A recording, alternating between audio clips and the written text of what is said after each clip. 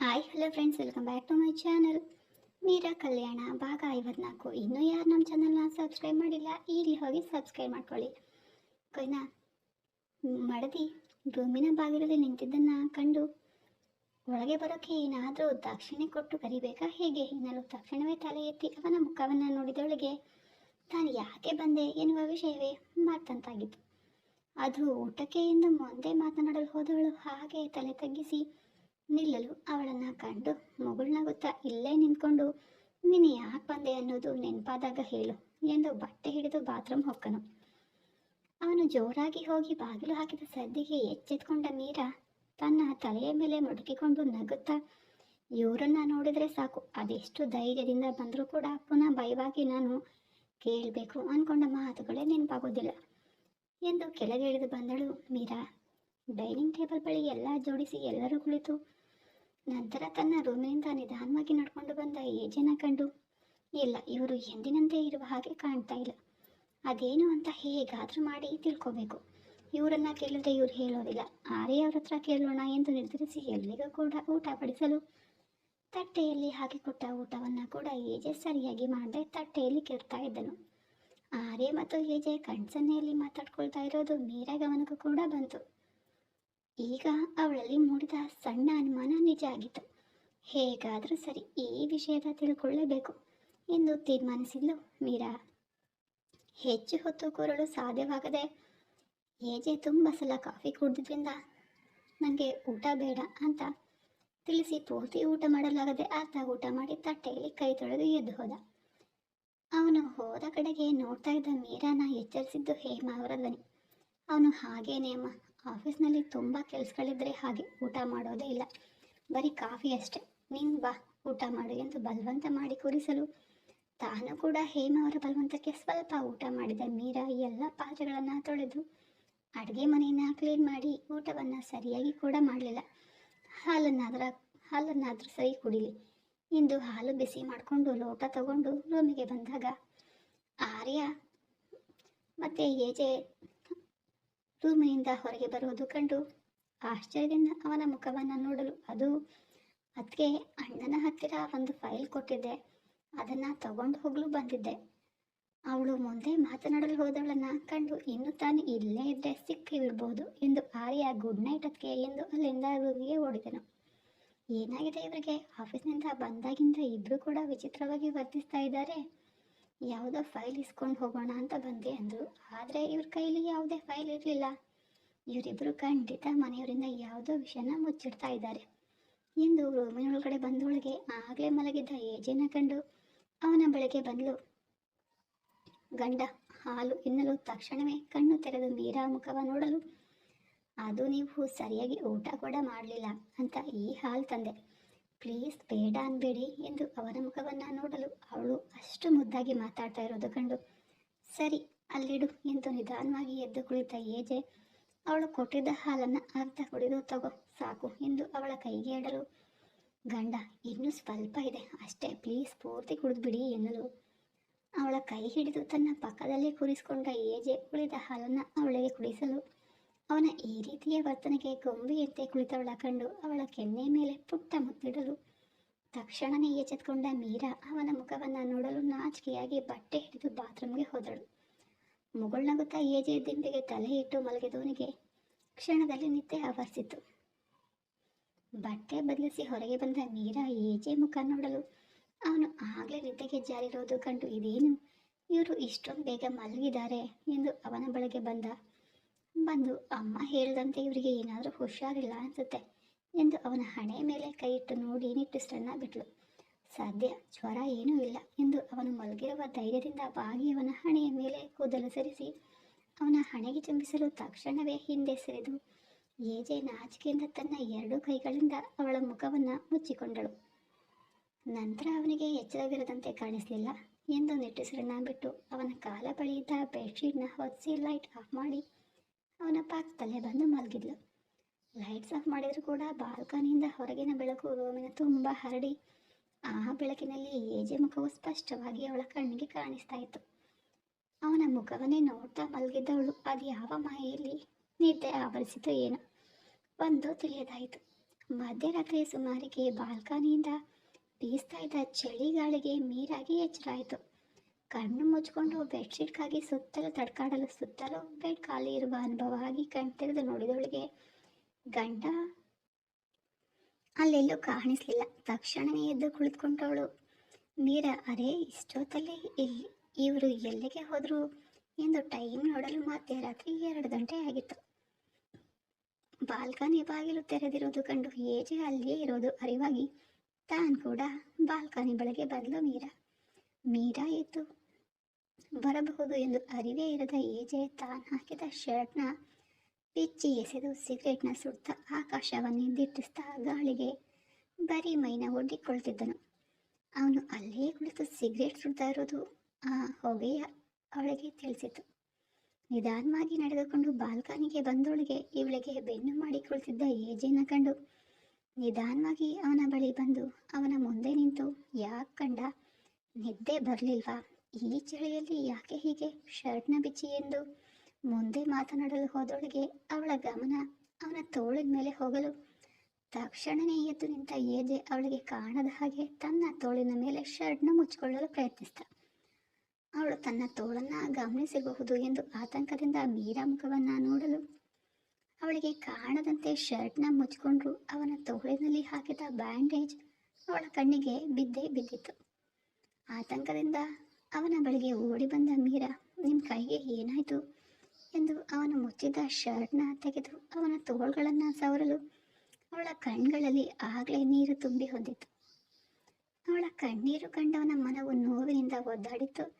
ತಕ್ಷಣವೇ ಅವಳಿಂದ ಹಿಂದೆ ಸರಿದು, ನೋಡು, ನನಗೇನೂ ಆಗಿಲ್ಲ. ಇಷ್ಟು ಚಿಕ್ಕ ಗಾಯಕ್ಕೆಲ್ಲ ಇಷ್ಟೊಂದು ಹೆದರಿಕೊಳ್ಳುವ ಅಗತ್ಯ ಇಲ್ಲ. ನನಗೆ ಇದೆಲ್ಲ ಮಾಮೂಲಿ. ನೀನು ಹೋಗಿ ಮಲಗು ಎಂದು ಅವಳಿಗೆ ಬೆನ್ನು ಮಾಡಿ ನಿಂತವನ ಬಳಿಗೆ ಓಡಿ ಬಂದ ಮೀರಾ ಅವನನ್ನ ಹಿಂದೆಯಿಂದ ಅಪ್ಪಿಕೊಂಡು, ಹೇ ಗಂಡ, ನಂಗೆ ಗೊತ್ತು ನೀವು ನನ್ನಿಂದ ಏನೋ ಮುಚ್ಚಿಡ್ತಾ ಇದ್ದೀರಾ ಅಂತ. ಅದೇನು ಅಂತ ನಾನು ನಿಮ್ಮನ್ನ ಕೇಳೋದಿಲ್ಲ. ಯಾಕೆ ಅಂದರೆ ನಾನು ಇನ್ನೂ ಕೂಡ ನಿಮಗೆ ಅಷ್ಟು ಹತ್ತಿರ ಆಗಿಲ್ಲ ಅಂತ ನೀವು ನನ್ನ ಜೊತೆಗೆ ನಡ್ಕೊಳ್ಳೋದ್ರಲ್ಲೇ ಗೊತ್ತಾಯಿತು. ನಾನು ಅಗ್ನಿ ಸಾಕ್ಷಿಯಾಗಿ ಈ ತಾಳಿನ ಕಟ್ಟಿಸ್ಕೊಂಡು ಬಂದಿಲ್ಲದೆ ಇರಬಹುದು. ನೀವು ಕೋಪಕ್ಕೆ ಈ ತಾಳಿನ ಕಟ್ಟಿರಬಹುದು. ಆದರೆ ನಾವು ಗಂಡ ಹೆಂಡತಿ ಅಂತ ಒಪ್ಕೊಂಡಿದ್ದೀವಿ ತಾನೇ. ಬರೀ ನಿಮ್ಮ ಸುಖದಲ್ಲಿ ಮಾತ್ರ ಜೊತೆಗೆ ಇರೋದಕ್ಕೆ ಅಲ್ಲ, ನಿಮ್ಮ ಜೀವನದ ಪ್ರತಿಯೊಂದು ಏಳು ಬೀಳುಗಳಲ್ಲಿಯೂ ನಾನು ನಿಮ್ಮ ಜೊತೆಗೆ ಇರ್ತೀನಿ ಗಂಡ. ದಯವಿಟ್ಟು ನಿಮ್ಮ ಮನಸ್ಸಿಗೆ ಯಾವುದೇ ನೋವಾದರೂ ನನ್ನ ಬಳಿ ನಿಮಗೆ ಹೇಳ್ಕೊಳ್ಬೇಕು ಅಂತ ಅನಿಸಿದರೆ ಪ್ಲೀಸ್ ಹೇಳ್ಕೊಳ್ಳಿ.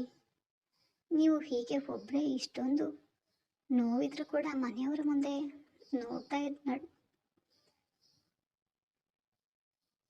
ಏನು ಹಾಗೇ ಇಲ್ಲ ಅಂತ ನಟಿಸ್ತಾ ಇರೋದು ನನ್ನಿಂದ ನೋಡಲು ಸಾಧ್ಯ ಇಲ್ಲ ಎಂದು ಮುಂದೆ ಮಾತನಾಡಲು ಹೋದವಳನ್ನು ಒರಟಾಗಿ ಅವಳಿಂದ ಬಿಡಿಸಿಕೊಂಡ ಏಜೆ ಅವಳನ್ನು ತನ್ನ ಮುಂದೆ ಎಳೆದುಕೊಂಡವನು ಅವಳ ಕೆನ್ನೆಯನ್ನು ತನ್ನ ಒರಟು ಕೈಗಳಿಂದ ಗಟ್ಟಿಯಾಗಿ ಹೊತ್ತಿ ಹಿಡಿದ.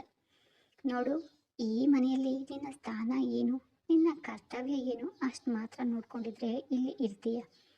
ಈ ಅಮ್ಮೋಗೆ ಹೇಳಿದ್ದು ಎಲ್ಲರೂ ಕೇಳಿಯೇ ಅಭ್ಯಾಸ ಹೊರತು ಬೇರೆಯವರು ಕೇಳಿದ್ದು ನನ್ನ ಹಿಸ್ಟ್ರಿಯಲ್ಲೇ ಇಲ್ಲ ಕಣೆ. ನಾನು ಮೊದಲೇ ನಿಮಗೆ ಹೇಳಿದ್ದೆ ಕೂಡ.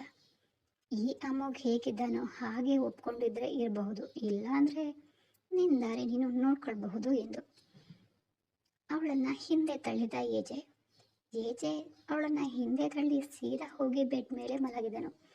ಏಜೆ ಹೇಳಿದ ಮಾತುಗಳಿಂದ ಮೀರಾ ಮನಸ್ಸಿಗೆ ನೋವಾಗಿತ್ತು.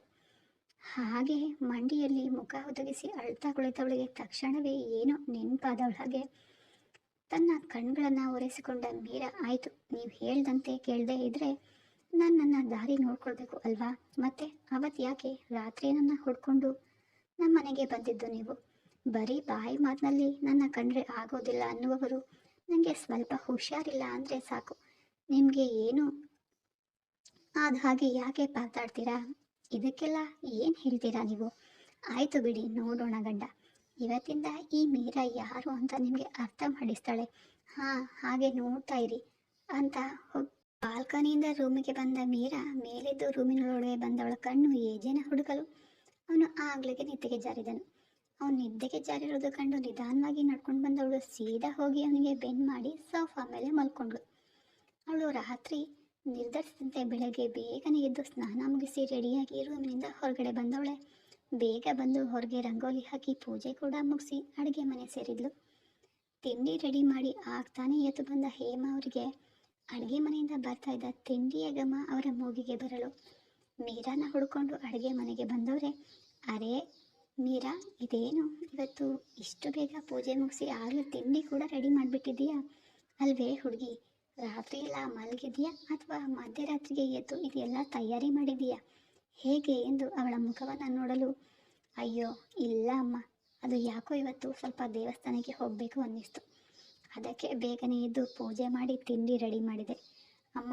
ಇಲ್ಲೇ ಹತ್ತಿರದಲ್ಲಿರುವ ದೇವಸ್ಥಾನಕ್ಕೆ ಹೋಗಿ ಬರಲಾ ಎಂದು ಹೇಮ ಅವರ ಮುಖವನ್ನು ನೋಡಲು, ಅಯ್ಯೋ ಹುಡುಗಿ, ದೇವಸ್ಥಾನಕ್ಕೆ ಹೋಗಬೇಕು ಅನಿಸಿದ್ರೆ ಹೋಗ್ಬಾ, ಅದನ್ನು ಕೇಳಲು ಇಷ್ಟು ಸಂಕೋಚ ಯಾಕೆ ನಿಮಗೆ?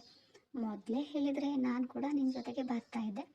ಈಗ ನೀನು ಹೊರಟಿದೀಯಾ, ನಾನು ರೆಡಿಯಾಗಲು ಸ್ವಲ್ಪ ಟೈಮ್ ಆಗುತ್ತೆ, ಪರವಾಗಿಲ್ಲ ಅಮ್ಮ, ನೀನು ಹೋಗ್ಬಾ ಅಂದಾಗ, ಆಯಿತು ಅಮ್ಮ, ಇಲ್ಲೇ ಹತ್ತಿರದಲ್ಲಿರುವ ದೇವಸ್ಥಾನ ಅಲ್ವಾ, ನಾನು ಒಬ್ಬಳೇ ಹೋಗಿ ಬರ್ತೀನಿ ಎಂದವಳ ಮಾತಿಗೆ ಸರಿ ಎಂದು ಒಪ್ಪಿದ ಹೇಮ ಅವರು ಅವಳನ್ನು ಹುಷಾರಾಗಿ ಬರುವುದಾಗಿ ತಿಳಿಸಲು ಪೂಜೆ ಸಾಮಗ್ರಿಗಳನ್ನು ತಗೊಂಡು ಮೀರಾ ಹೇಮ ಅವರಿಗೆ ತಿಳಿಸಿ ಮನೆಯಿಂದ ಹೊರಟಳು.